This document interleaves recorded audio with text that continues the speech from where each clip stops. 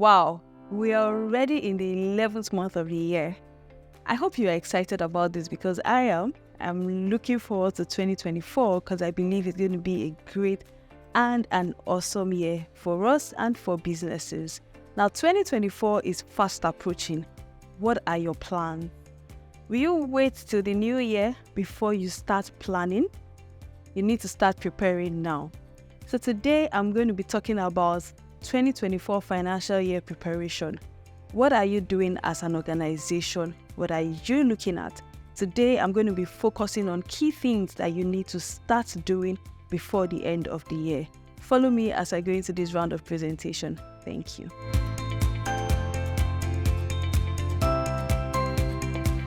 The very first is to review your 2023 performance.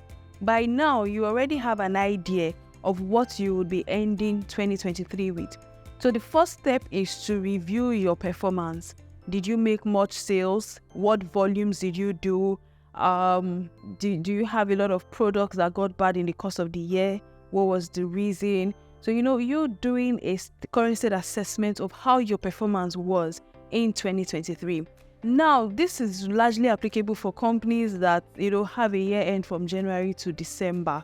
This will be very useful for you. If you also don't have your seasonal period or your seasonality falling in between November, December, you would be able to tell what you would end the year with. But for companies that have the bulk of their sales in December, you might not, accurately tell what you end the year with. But all in all, we are saying review your performance for the year and what you think you're going to end the year with. Moving on, what is the extent of growth that you were able to achieve in 2023? For example, you achieved a revenue growth of 16% year on year. PBT grew at 2%. PBT is your profit before tax. It grew at 2%, or maybe your PAT grew at 2%. Now, the next is for you to carry out your market analysis. This would help you get insights into the market. You'll be looking at things like what segments of the market have you tapped into? What is the level of customer satisfaction you are able to achieve? Does your product offering fully satisfy your customer needs? Are there markets or segments of the market that you are yet to tap into? Also carry out a SWOT analysis on the activities in 2023. While you are doing this, you would also be getting your market intelligence, which ties to the market analysis that we just talked about. Now, you need to review all the results that you've gotten, one from your SWOT analysis and two from your market analysis. This would help you come up with a reasonable plan for the new year. It will help you determine the levels that you can achieve and, you stretch yourself a bit more. So, for example, if you did a 15 or 16% growth in 23, you can decide, based on your analysis, looking at new markets that you can tap into, looking at leveraging on your strength and also exploring opportunities that you've identified above, you can push to a 25% in 2024. Now, the plan for the year must be properly reviewed, taking into consideration the macroeconomic dynamics in the business environment that you operate in. And then you have to communicate this plan with all the stakeholders in your organization. Now, you have already identified the numbers you want to make. So maybe you said you want to grow revenue by 15%. That has to be communicated to your sales team. It has to be communicated to all levels within the organization. Is there additional capex that you need to incur in order to achieve this revenue target? Do you need to recruit more people?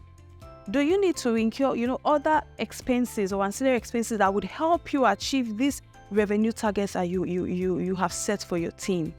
All this must be put together and communicated with everyone within the organization. Now, you must also note that for product-driven companies, you may want to consider using percentage of increase in volumes. So what did you produce last year? Or what did you produce in 2023? What did you sell in 23? What were your activity levels basically? And then based on that, you can decide to do more in the next year. Now, there is also a need for you to review the prices as well. Looking at, depending on your pricing mechanism and how you arrive at prices, there's a need for you to consider reviewing it where applicable. And finally, you must have a timeline or a timetable for the above that we've mentioned.